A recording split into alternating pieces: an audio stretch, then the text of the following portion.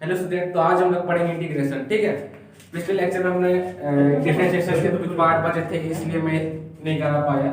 इस लेक्चर में कवर करते हैं इंटीग्रेशन। ठीक है, स्टार्ट करें। ठीक है,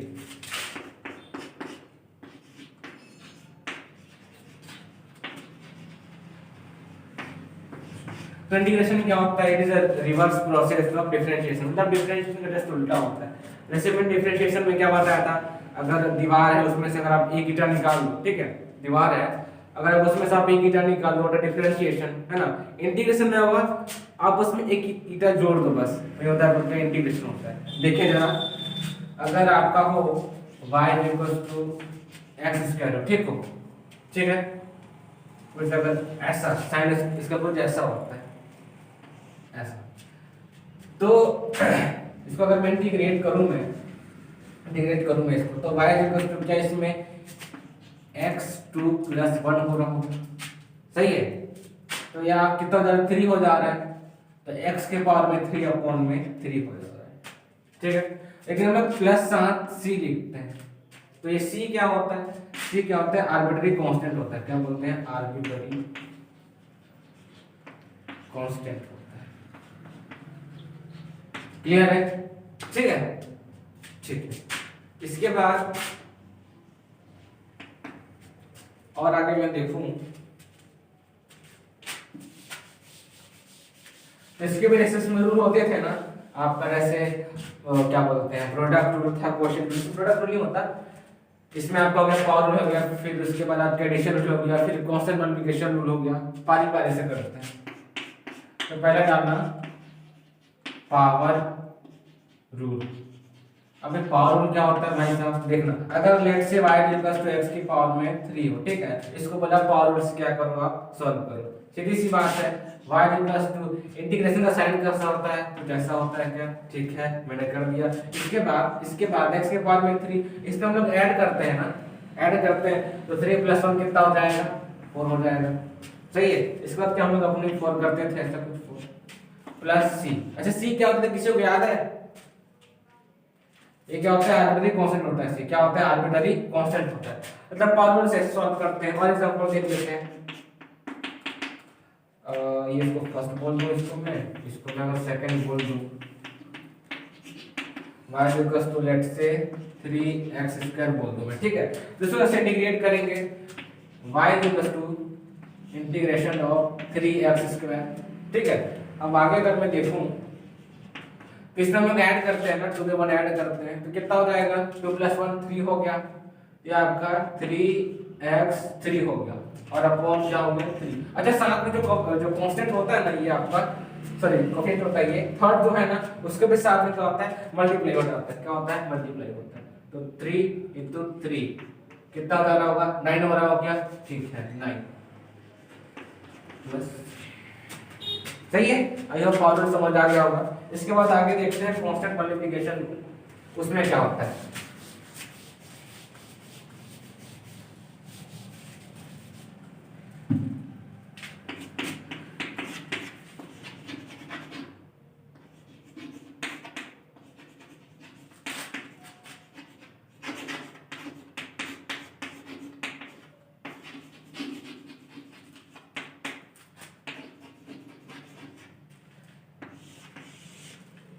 ठीक है, इसमें क्या होता है? लेट से अगर आपका हो y = मान लो मैं 2x + 1 हो, ठीक है, 2x + 1 हो, तो इसको कैसे आप इंटीग्रेट करोगे? कैसे करोगे? ये हो गया आपका y हो गया, इसको इंटीग्रेट करूं मैं तो रहेगा आपका 2x + 1 के स्क्वायर। सबसे पहले आप ये लिख दो, ये साइन लिखना बहुत इंपॉर्टेंट होता है, ये तो आपको पता थोड़ी है। इसका मतलब है कि आप अगर साइन लिखोगे तो हम लोग क्या सॉल्व करो, डिफरेंशिएट करो, इंटीग्रेट करो, क्या करो, है ना। ठीक है, तो लेट से y = आपका क्या करते हैं, कुछ ऐसा करते हैं, हम क्या करते हैं, सीधी सी बात है, जैसे सॉल्व करते हैं ना इसको, आपका इसको आप सामने लिख दो, और जिसको इंटीग्रेट कर रहे हो उसको इंटीग्रेट कर दो। तो देखिए ये हो जाएगा 2x + 1, ये आपका हो गया।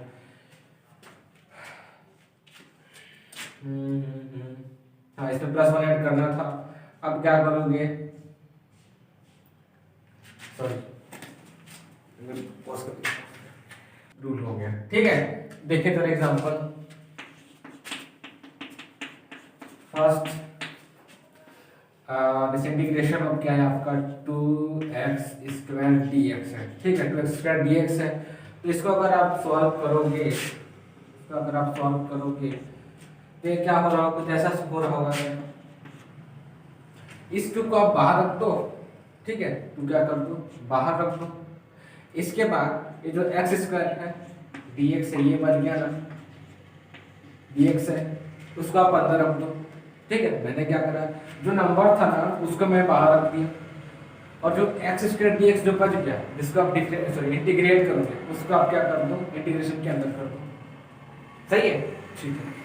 तो अगर मैं सॉल्व करूं तो x² का इंटीग्रेशन क्या होगा, इसमें मतलब +1 ऐड करते हैं, ऐसा कुछ मैंने बताया था, है ना।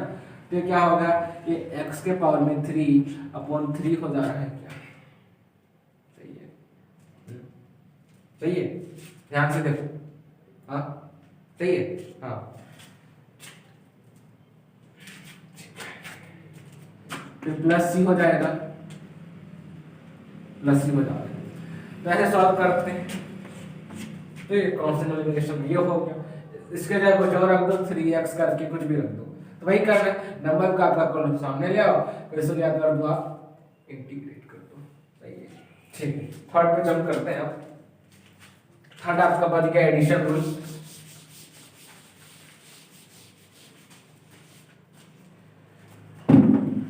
थर्ड आपका हो गया एडिशन रूल, ठीक है।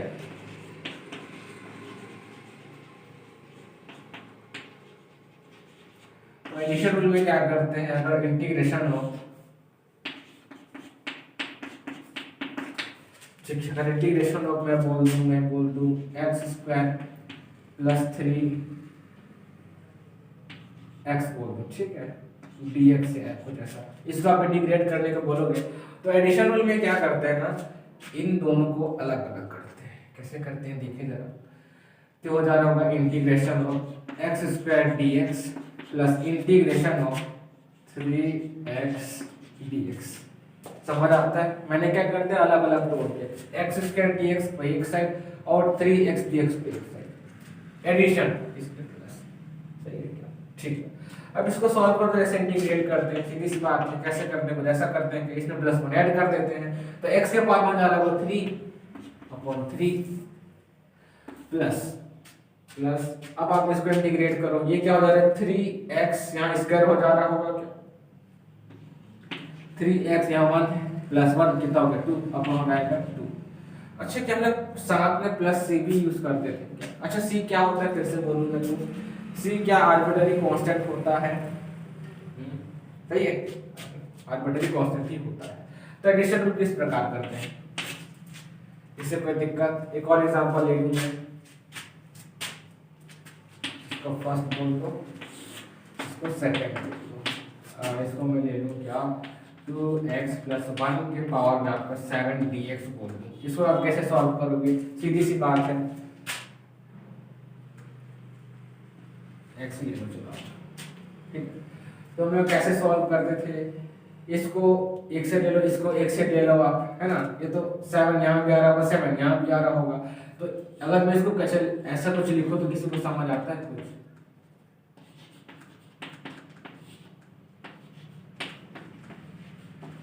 किसी को समझ आता है। सही है, अब जानते हो कैसे इंटीग्रेट करते हैं। इसके बाद इसमें +1 ऐड कर दो, तो कितना हो जा रहा है, 2x के पावर में कितना हो जा रहा होगा, कितना हो जा रहा होगा आपका 1 हो जा रहा होगा 8। अच्छा, मैं कुछ ऐसा बताया था क्या, जो साथ में जो नंबर होते हैं साथ मल्टीप्लाई कर दें, 8 × 8 कितना होगा 16 हो रहा होगा, ठीक है। प्लस इसके बाद x के पावर में शायद इसमें 1 ऐड हो रहा होगा, मतलब कितना हो गया, x के पावर में 8। सोचो, x के पावर में 8 हो गया, अपन नीचे वही लिखते थे 8। हम लोग साथ में, हम जन्म से जानते हैं साथ में +c लगाना है। क्या करना है, c लगाना है। सही है, ठीक है। इसको आप काट दो, कट रहा है तो कितना हो जा रहा है, 8 हो जा रहा है क्या। तो फाइनल आंसर मेरा कुछ ऐसा है, x के पावर में 8/8 प्लस x के पावर में 8/8 प्लस c। अच्छा, आप इसको जोड़ भी सकते हो, लेकिन हम जोड़ते नहीं पड़ते, ये आपका फाइनल आंसर हो गया। ठीक है, ये आपका एडिशन रूल हो गया। इसके बाद थर्ड फोर्थ अब उतार लिया।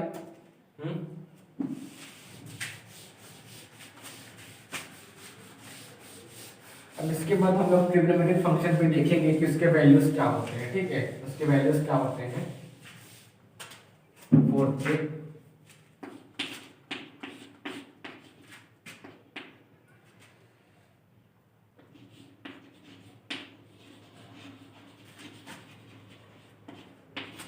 Integration of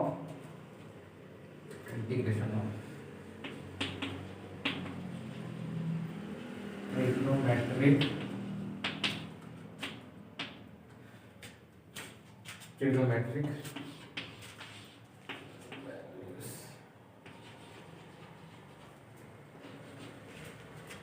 and values. ठीक है, सही है, पॉज करते हैं।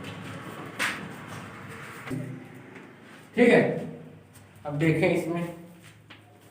अच्छा, आपको याद हो तो क्या साइन एक्स का क्या cos x होता था, जस्ट उल्टा और क्या cos x का माइनस होता था, लेकिन यहाँ पे प्लस का साइन x होता था।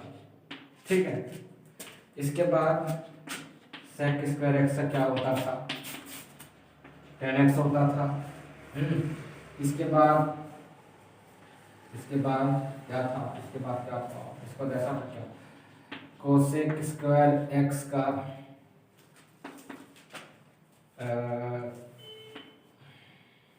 क्या होता था, cosec स्क्वायर x क्या होता था, cot x minus cot x minus cosec x होता था।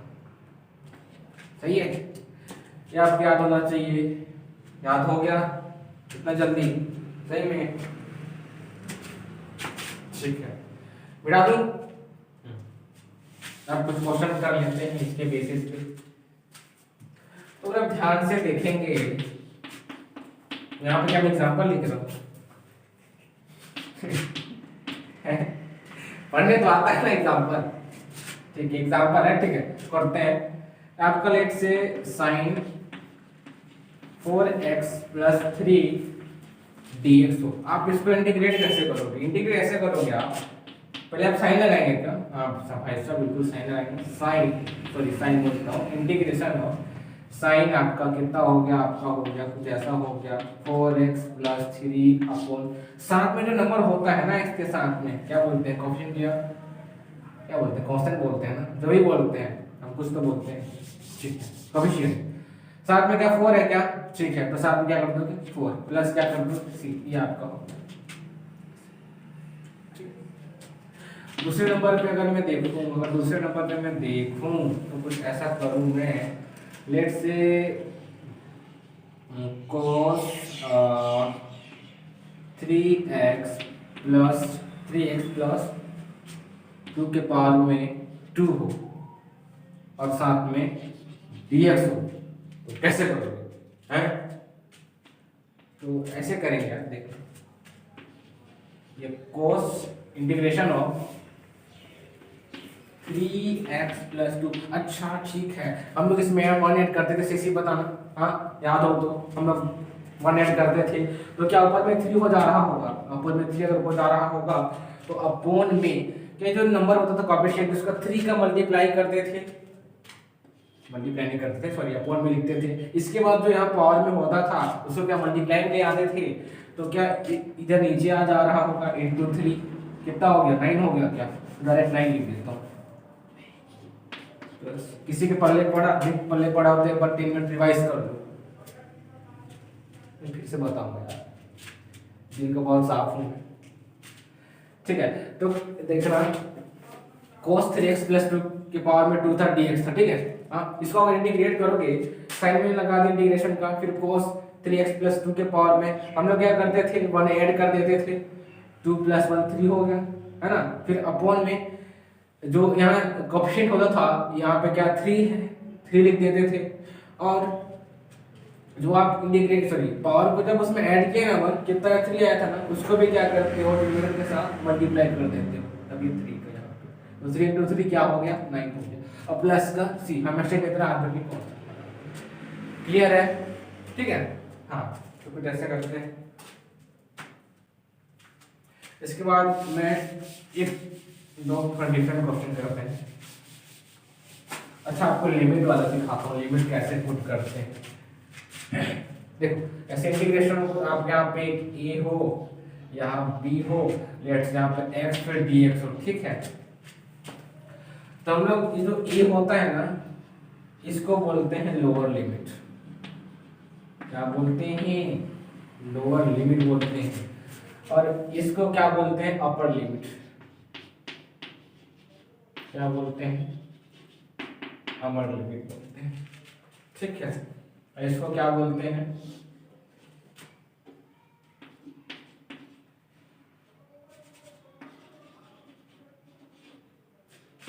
कांस्टेंट। ये कांस्टेंट है, ठीक है, वेरिएबल ऑफ एक्स। सही है, सही है, हाँ बिल्कुल सही है। तो अगर इसमें एग्जाम्पल करके दिखाऊंगा आपको, जो तुम लोग के पल्ले तो बहुत अच्छी बात है, और नहीं भी आए तो और अच्छी बात है।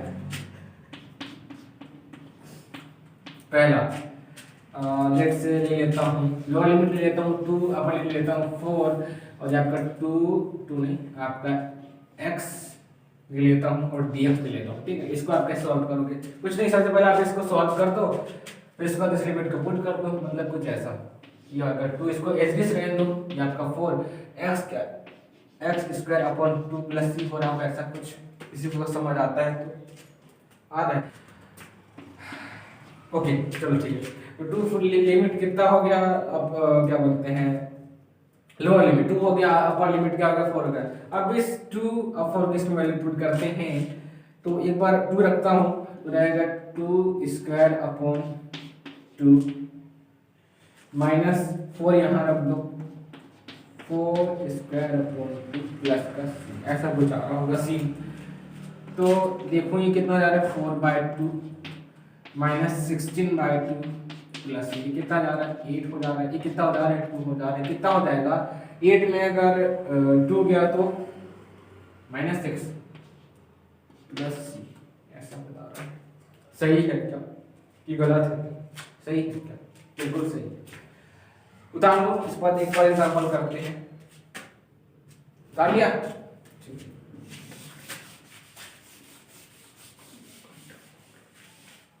आसान सा है यार, कुछ नहीं है, आसान सा है। देखना ये सेकंड अगर मैं बोलूँ तो आपका इंटीग्रेशन हो गया आपका, अरे ये क्या दिख गया, एस दिख गया, ये हिसाब से ही लग रहा है। ये आपका 1 हो गया, ये आपका 2 हो गया, आपका 2x हो गया, आपका dx हो गया। अब इसको इंटीग्रेट करना पड़ता, ठीक है। पहले इसको सॉल्व कर लेते हैं। तो ये कुछ ऐसा हो रहा होगा, ये 2x के पावर में 2 अपॉन कितना पावर, ये 2 है, ये भी 2 है, इसका मल्टीप्लाई करके कितना हो जा रहा है 4। ये तो समझ आ गया आप लोग को, ठीक है। ओके, ये आपका प्लस c। इसके बाद आप इसमें वैल्यू पुट कर दो, यहाँ करता हूँ मैं, ठीक है। ये lower limit upper limit in दोनों वैल्यू का आप इसमें पुट कर दो। इसके बाद सॉल्व करके जितना आंसर है अपना बात बन जाएगा। तो करते हैं 2, एक बार रखता हूँ 1, ये आपका हो गया आपका 1 स्क्वायर अपॉन 4 माइनस का साइन। इसके बाद 2, अब के बाद x में क्या रखोगे, अपर लिमिट 2 का स्क्वायर अपॉन में कितना हो जाएगा 4 हो जाएगा प्लस c। तो 2 अपॉन 4 माइनस कितना हो जाएगा 4 × 2 8 हो जाएगा, 8 अपॉन हो जाएगा 4 प्लस c। कट रहा है तो काट दो, 1/2 4 × 2 कितना हो जा रहा है 1/2 माइनस 1 प्लस c। अगर आप इसको सॉल्व करोगे तो कितना आ रहा है -1/2 आ रहा है, -1/2 प्लस c। ये आपका आंसर हो गया, सही है। ओके, उतार लो। आई होप आप लोगों को समझ आया होगा। तो नेक्स्ट वीडियो में मिलते हैं। नेक्स्ट वीडियो हम लोग क्या करेंगे, वेक्टर पढ़ेंगे, ठीक है। लास्ट टॉपिक मैथमेटिकल टूल्स का। Okay, thank you.